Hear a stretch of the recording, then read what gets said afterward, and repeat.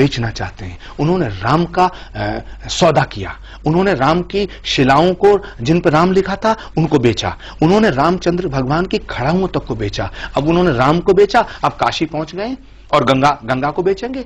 इतने दिन से 3 महीने होने को जा रहे हैं इस सरकार को। मैं बड़ी साफ दिल से कहना चाहता हूं कि काम एक रत्ती का नहीं हुआ है, लफ्फाजी हो रही है कोरी, मुझे ये बताइए, हो रही है गंगा के नाम पर। आपने जो बात कही कि राम के नाम पे सौदा हो रहा है, गंगा का सौदा हो रहा है। आप भारतीय संत समिति के अध्यक्ष हैं और भी बहुत सारे ऐसे ऑर्गेनाइजेशन हैं जो धर्म की रक्षा के लिए हैं, धर्म को किसी तरह से व्यवसाय में ना बदला जाए उसके लिए। आप लोग विरोध क्यों नहीं करते? आप लोग जनता के सामने क्यों नहीं बताते? ये आपने मुझसे जो पूछा है, जो मेरा जवाब है, ये अपने आप में एक विरोध है। और माफी के साथ कहना चाहता हूं मैं कि नरेंद्र मोदी जी की सरकार जब से आई है तो संत जो है दहशत में है। संत दहशत में क्या मतलब? संत दहशत में है और जो संत सच बोल रहा है वो इनके निशाने पे है, वो इनके निशाने पे है। ये देश केवल इसकी खूबसूरती पता क्या है? इसकी खूबसूरती ये है कि यहाँ मोहम्मद रफी गीत गाता है कि बड़ी देर भई नंदलाला तेरी राह तकें ब्रजवाला। ये देश वो है जो अल्लामा इकबाल कहता है कि सारे जहां से अच्छा हिंदुस्तान हमारा। ये वो देश है जिसकी तहजीब को गंगा जमनी तहजीब कहा गया है। ये वो देश है जब देश के टुकड़े हुए धर्म के नाम पर तो मुसलमानों ने ये कहा कि हम पाकिस्तान नहीं जाएंगे। ये वो देश है जिस देश की आजादी के लिए अगर भगत सिंह का खून बहा है तो अशफाक को फांसी दी गई है। उसकी कुर्बानी और उसकी शहादत इसमें इस मिट्टी में शामिल है। अशफाक उल्लाह खां से जब पूछा अंग्रेज ने कि तुम्हारी आखिरी ख्वाहिश क्या है, उसने कहा कि कुछ आरजू नहीं गरारजू तो ये है लाकर जरा सी रख दो खाके वतन कफन में। मैं पूछना चाहता हूं कि क्या वो अशफाक उल्लाह खां की कुर्बानी को क्या जवाब देगा आरएसएस? वीर अब्दुल हमीद ने पाकिस्तान से लड़ते हुए दुश्मन के टैंक तोड़े थे, अपने बदन की बोटियां। ये देश सबका है। चंद्रशेखर आजाद ने अगर इस देश के लिए कुर्बानी दी है तो ये देश क्या केवल ब्राह्मणों का है? भगत सिंह ने अगर इस देश के लिए कुर्बानी दी है तो इसलिए दी गई थी कि ये देश केवल सरदारों का है?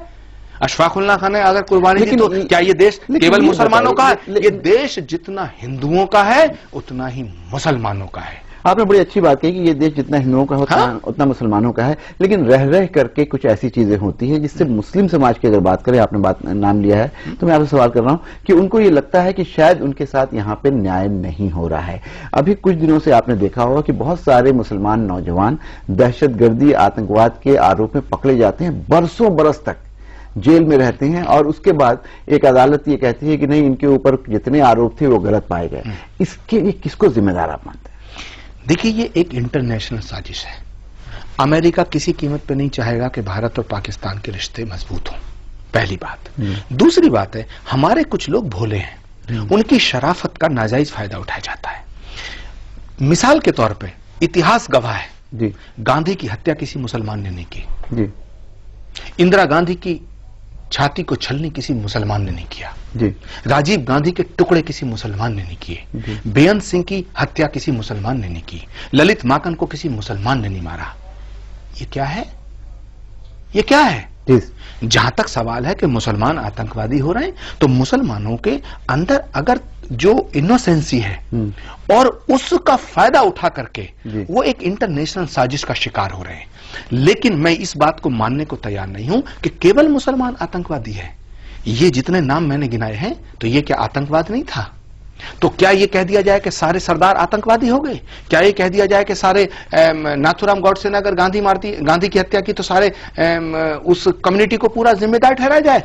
आतंकवाद और अपराध कोई कम्युनिटी नहीं करती है, ये व्यक्ति इंडिविजुअल करता है। ये व्यक्ति करता है। लेकिन जो व्यक्ति करता है वो अगर मुसलमान है तो उसको सजा दी जाए, उसे आतंकवादी माना जाए।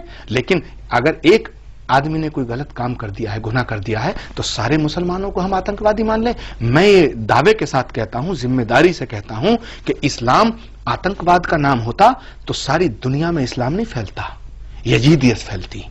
इस्लाम मोहब्बत का, इबादत का, कुर्बत का, खिदमत का और इबादत का नाम है।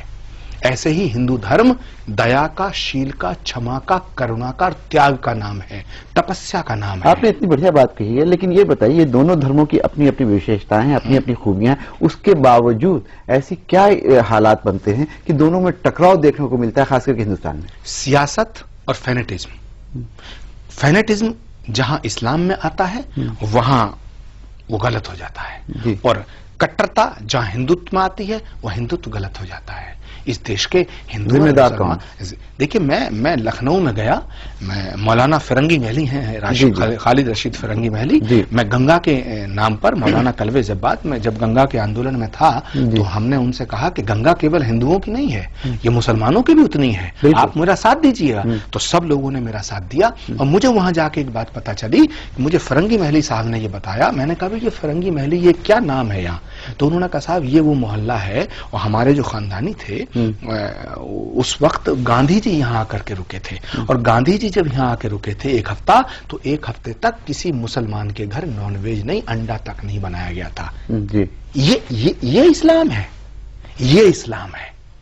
लेकिन इस्लाम को भी कुछ कट्टरपंथी लोगों ने सियासत की भेंट चढ़ाने की जो बात करी है, मुसलमान को वोट बैंक समझना, ये सबसे बड़ा गुनाह किया है हिंदुस्तान के नेताओं ने। मुद्दा उठाया है, रद्दी का इल्जाम लगता हो, चाहे उन पर फिरकापरस्ती का इल्जाम लगता हो, या चाहे उनकी बदहाली हो, ये सारी चीजें सिर्फ इसलिए आज हैं क्योंकि मुसलमानों को वोट बैंक के तौर पे इस्तेमाल किया। लेकिन आचार्य जी से जानना चाहेंगे कि क्या इस वोट बैंक की जो सियासत मुसलमानों के साथ हुई, उसमें कोई पार्टी ऐसी आपको लगता है जिसने ये काम ना किया हो? हर पार्टी, कांग्रेस से लेकर के आज की किसी भी पार्टी का आप नाम ले लिए, सबने मुसलमानों को छला है।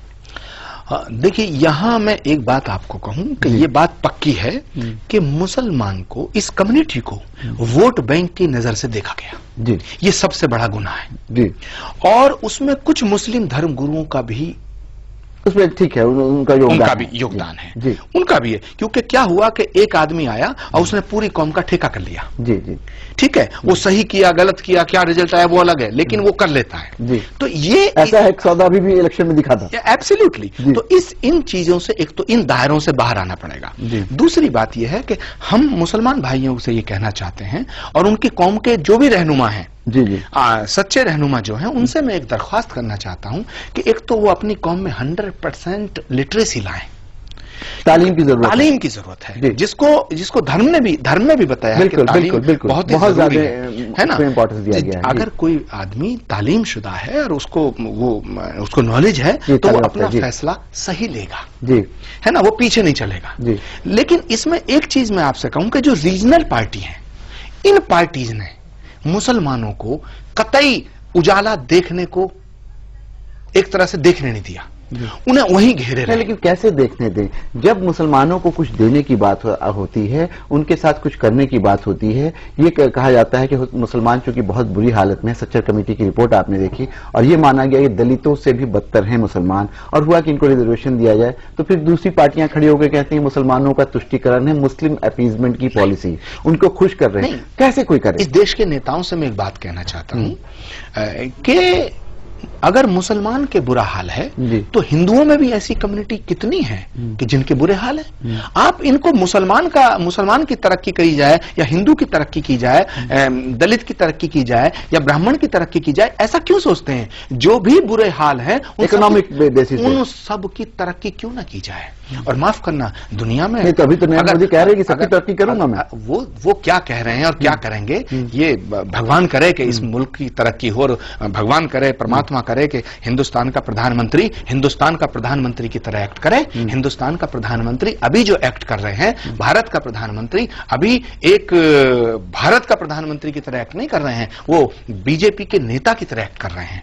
इसलिए मैं दरख्वास्त करना चाहता हूं, और मैं भगवान से प्रार्थना करता हूं कि देश का प्रधानमंत्री देश का होता है, और वो देश का प्रधानमंत्री बनकर के काम करें। जब वो देश के प्रधानमंत्री बनकर के काम करेंगे तो वो हिंदू और मुसलमान में इस देश को नहीं बांटेंगे, जातियों में इस देश को नहीं बांटेंगे।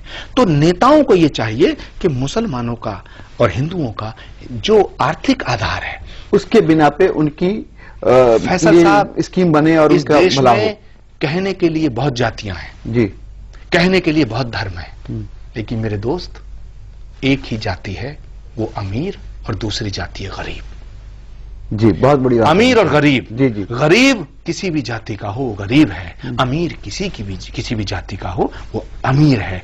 अगर हमें इस देश को उठाना है तो हमें गरीबों के घरों से गरीबी का अंधेरा मिटाना होगा, और तब ये देश दोबारा से सोने की चिड़िया कहलाएगा। तब ये देश गांधी का देश होगा, तब ये देश नेहरू का देश होगा। आपने बहुत अच्छी बात कही, लेकिन थोड़ा सा विषय को थोड़ा सा विषयांतर करते हैं और ये जानना चाहते हैं आचार्य जी, इधर हमने देखा है कि टीवी के जरिए बहुत सारे बाबा, बहुत सारे मठाधीश हम लोगों के सामने आए हैं। पहले कोई नहीं जानता था कि गुजरात में एक बहुत बड़े बाबा हैं जो आजकल कहीं और हैं। इसी तरह के बहुत सारे लोग आए हैं और अभी एक कंट्रोवर्सी हुई थी कि साईं को भगवान माना जाए या नहीं माना जाए। साईं कहीं हिंदू सनातन धर्म के विरुद्ध काम तो नहीं कर रहे हैं, उनके खिलाफ। इन सारी चीजों को आप कैसे देखते हैं?